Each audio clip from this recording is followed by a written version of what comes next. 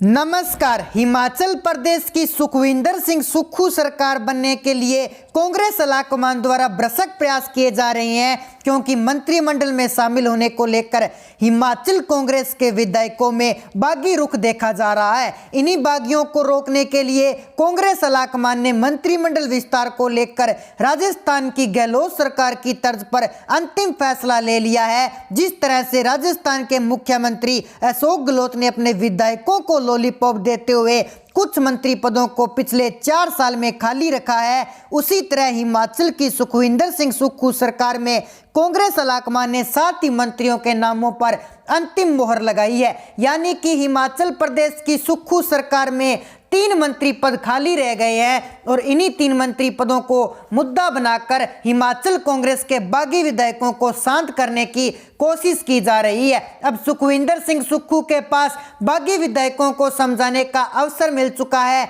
क्योंकि 3 पद अभी भी खाली हैं। ऐसे में बागी विधायकों को यही बोला जाएगा कि मंत्री पदों को आपको बैठाया जाएगा, लेकिन कांग्रेस आलाकमान भूल चुकी है कि सुक्खू सरकार में 3 ही मंत्री पद रिक्त है और कांग्रेस के बाकी विधायकों की संख्या 15 से ज्यादा है। ऐसे में मुख्यमंत्री सुखविंदर सिंह सुक्खू सभी 15 बागी विधायकों को कैसे समझा पाएंगे कि बचे हुए 3 मंत्री पद आपको ही सौंपे जाएंगे, और कांग्रेस आलाकमान के समझाने पर क्या ये बागी विधायक मान जाएंगे? ये भी एक बड़ा सवाल हिमाचल प्रदेश की राजनीति में उठ खड़ा हुआ है। आज सुखविंदर सिंह सुक्खू सरकार के मंत्रिमंडल का विस्तार करते हुए 7 मंत्रियों का शपथ ग्रहण हो चुका है, जिसमें रानी प्रतिभा सिंह के बेटे विक्रमादित्य सिंह और धनीराम शांडिल सहित बगावती तेवर दिखाने वाले कई विधायकों को कैबिनेट में शामिल किया गया है। सुखविंदर सिंह सुक्खू सरकार के मंत्रिमंडल में सोलन से विधायक धनीराम शांडिल, सिरमौर के सिलाई से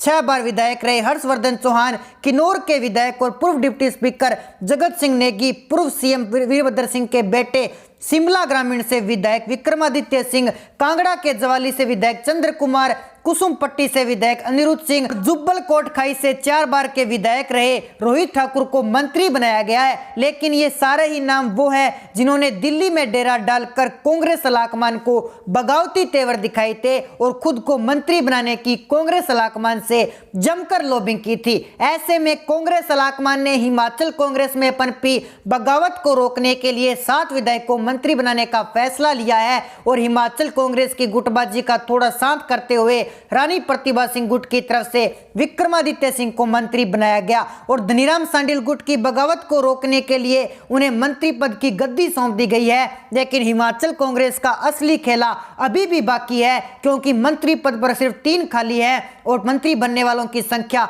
15 से ज्यादा है। ऐसे में बताया जा रहा है कि 2024 लोकसभा चुनाव के बाद सुखविंदर सिंह सुक्खू सरकार के मंत्रिमंडल का दूसरा चरण में विकास किया जाएगा, यानी कि बचे हुए 3 मंत्री पदों को लोकसभा चुनाव 2024 के बाद ही भरे जाने की आशंका जताई जा रही है, क्योंकि कांग्रेस आलाकमान को लोकसभा चुनाव 2024 में हिमाचल प्रदेश में बड़ा नुकसान होने की आशंका है। ऐसे में हिमाचल कांग्रेस को टूटने से बचाने के लिए कांग्रेस आलाकमान ने मिशन लॉलीपॉप को हरी झंडी दे दी है, ताकि हिमाचल कांग्रेस के बागी विधायकों को लोकसभा चुनाव 2024 तक झांसे में रखा जा सके। खाली पड़े मंत्री पद तो उन्हीं के हैं, लेकिन कांग्रेस का यह मिशन लॉलीपॉप कितना कारगर सिद्ध होगा ये तो आने वाला वक्त ही बताएगा, क्योंकि बीजेपी नेता जयराम ठाकुर ने हिमाचल प्रदेश में सत्ता परिवर्तन के संकेत पूर्व में दे दिए हैं और साथ ही कांग्रेस को चेतावनी देते हुए अपने विधायकों को टूटने से बचाने की हिदायत भी दे डाली है।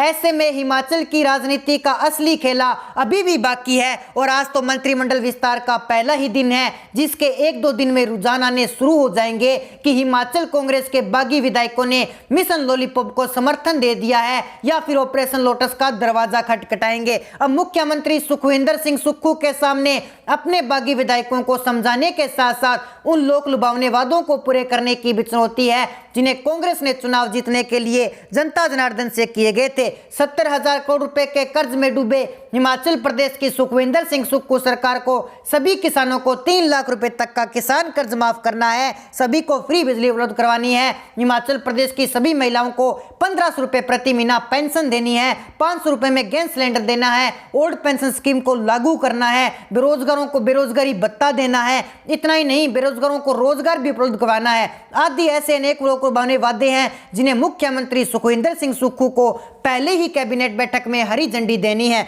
लेकिन इन लोक लुभावने वादों को धरातल पर लागू करना सीएम सुक्खू और कांग्रेस के लिए मुश्किल ही नहीं बल्कि नामुमकिन है, क्योंकि हिमाचल प्रदेश में पहले से ही इतना कर्ज में डूबा हुआ है। ऐसे में सुखविंदर सिंह सुक्खू कहां से इतना पैसा लाएंगे ताकि हिमाचल प्रदेश की जनता से किए गए वादों को पूरा कर सकें। हालांकि राजस्थान, मध्य प्रदेश, छत्तीसगढ़, पंजाब जैसे राज्यों में भी कांग्रेस ने इसी तरह के लोक लुभावने वादे करके सत्ता तो हासिल कर ली, लेकिन सत्ता की गद्दी पर बैठने के बाद कांग्रेस अपने वादों से मुकर गई है। राजस्थान के मुख्यमंत्री अशोक गहलोत ताजा ही कह चुके हैं कि किसानों का कर्ज माफ करना केंद्र सरकार के सहयोग बगैर संभव नहीं है। लेकिन केंद्र की मोदी सरकार किसानों का कर्ज माफ करने के पक्ष में नहीं है, क्योंकि किसान कर्ज माफी से किसानों का उद्धार नहीं हो सकता। इसलिए मोदी सरकार किसानों की आय दोगुनी करने पर जोर दे रहे हैं, जिससे पीएम किसान सम्मान निधि जैसी योजनाओं के साथ साथ फसलों का बढ़िया दाम देने जैसे मुद्दों पर काम कर रही है। ऐसे में कांग्रेस के वादे खोखले ही नजर आ रहे हैं।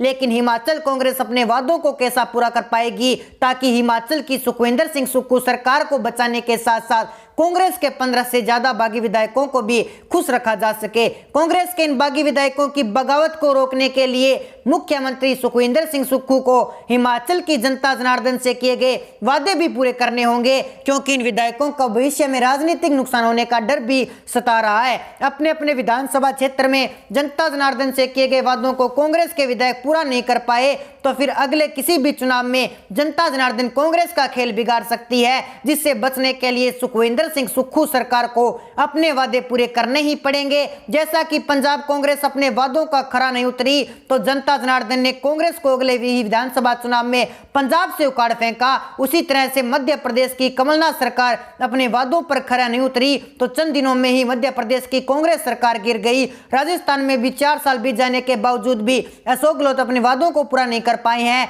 ऐसे में राजस्थान की जनता जनार्दन भी गहलोत सरकार के खिलाफ मैदान में उतर चुकी है। इसी साल दिसंबर महीने में राजस्थान विधानसभा चुनाव होने हैं, जिसमें कांग्रेस को सबक सिखाने के लिए राजस्थान की जनता ने कमर कस चुकी है। राजस्थान, पंजाब, मध्य प्रदेश में कांग्रेस की हुई खस्ता हाल को देखने के बाद हिमाचल प्रदेश की सुखविंदर सिंह सुक्खू सरकार को अपने वादों पर खरा उतरना ही पड़ेगा, नहीं तो अंजाम बहुत बुरा होने वाला है। ऐसे में सीएम सुक्खू के सामने अपने बागी विधायकों को रोकने के साथ साथ जनता जनार्दन से किए गए लोक लुभावने वादों को भी पूरा करने की चुनौती है, जिस पर खरा उतरना सीएम सुक्खू के लिए मुश्किल ही नहीं बल्कि नामुमकिन सा नजर आ रहा है, क्योंकि प्रदेश 17,000 करोड़ रुपए के कर्ज में डूबा हुआ है और लोक लुभावने वादों को पूरा करने के लिए सीएम सुक्खू को मोटे पैसों की जरूरत पड़ेगी, जो हिमाचल प्रदेश के खजाने में नहीं है। ऊपर से रानी प्रतिभा सिंह कुट के साथ बागी विधायकों ने सीएम सुक्खू की नाक में दम कर रखा है और बीजेपी ने भी कांग्रेस नाराज विधायकों में सेंधमारी करने के लिए एड़ी चोटी का जोर लगा रखा है। ऐसे में मुख्यमंत्री सुखविंदर सिंह सुक्खू कैसे 5 साल तक सरकार चला पाएंगे, यह भी एक बड़ा सवाल हिमाचल प्रदेश की राजनीति में उठ खड़ा हुआ है। तो दोस्तों, ऐसे में आपकी जो भी राय है आप हमें कमेंट सेक्शन में जरूर बताएं। अगर आपने अभी तक हमारे चैनल को सब्सक्राइब नहीं किया तो हमारे चैनल को सब्सक्राइब जरूर कर लीजिए, ताकि हिमाचल से जुड़ी लेटेस्ट अपडेट आपको नोटिफिकेशन के माध्यम से तुरंत मिल सके। मिलते हैं एक नई अपडेट के साथ, तब तक के लिए जय हिंद, जय भारत।